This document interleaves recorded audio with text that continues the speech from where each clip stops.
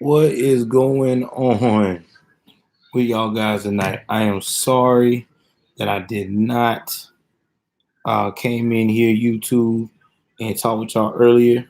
Uh, had a bad day today. Man, I tell you, I've been fighting with this toothache for the longest, so I didn't want to let you guys down.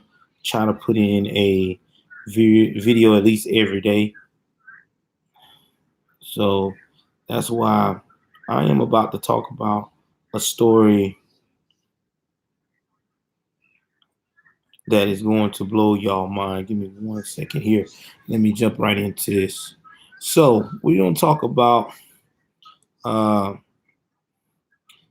an Eatonton officer who recently been charged with murdering his wife. I'm going to say it again.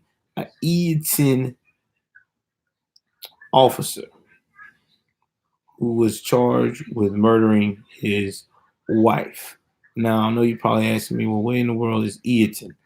This is in Eatonton, Georgia. Okay. So let's get that on straight right now. It is in Eatonton, Georgia, which is, I want to say Eatonton, Georgia is about, I want to say about an hour and a couple of minutes from Atlanta. I want to say it is about 2 hours from Atlanta, roughly.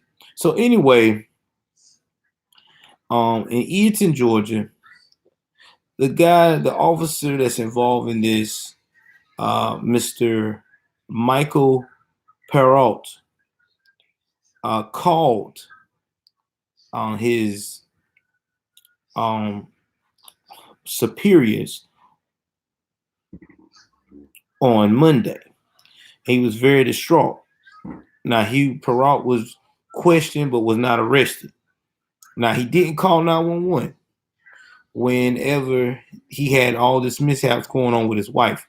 He called his superior, and he called the Eatonton police chief, who in turn called the sheriff, who was still on the line with Perrault. Now, Perrault is being charged with killing his wife, Mrs. Perrault, the victim, Amanda Perrault. Now, when they arrived to the scene, this is what he told them. He told them that him and Amanda got in a heated argument right after, a little bit before after the little girl went to school or whatever. After getting into an argument, she took this 380, pointed to her head, and killed herself right in front of her. Like, bam! That's what he told her. Told his counterparts. Now, when he told them that and everything else, when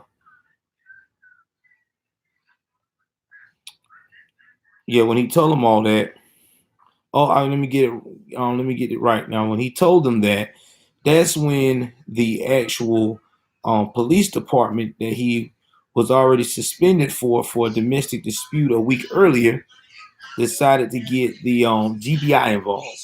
So when they got the GBI involved, they did the investigation, and they found out that there were some things that were inconsistent with what he had going on. And it comes to the end that they wound up arresting this guy. Now, what is so peculiar about this case is that this man was arrested a week before, okay, for putting hands on his wife in front of his 8-year-old daughter. Okay. Now, when he went and got arrested for that, he got booked for it. He was released on a $1,500 bond, And usually, when you put your hand on a victim, you ain't supposed to go back to the residence. They allow this guy to go right back to the residence because he had nowhere to go. And now, because of this, this young lady is now dead. Um, this is why I try to tell people that you got to watch a lot of these public officials, especially these cops, because some of these cops are not wired together, man. They don't have it all together upstairs. And especially if someone tells you or has basically beaten you or hurt you in front of their child, in front of the child that y'all had together at that young of age, that should tell you right then that they don't have no regard when it comes to your life. I just blown by how the police department dropped the ball on this situation. This could have been avoided. Now there is a woman who is dead, who was a mother, who was a daughter, who was a wife, who was a member of the community. And this should send some kind of shockwaves in that town for them to get things taken care of, because this was a death that could have been avoided, man. I mean, I just don't understand how. But then when I think about it, I know why. Because this is the world we live in now. Cops like this guy, part of the good old boy system, get away with everything. He probably was well connected, well liked, and he was afforded that privilege to continue to do the things that was very much foul.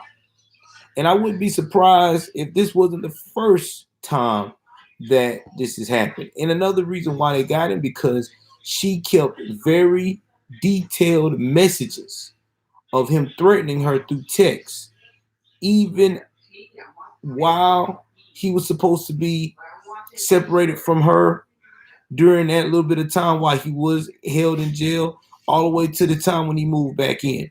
This is what I'm talking about, man. This is why I say, and I say it again, that we have to be very aware of guys like this.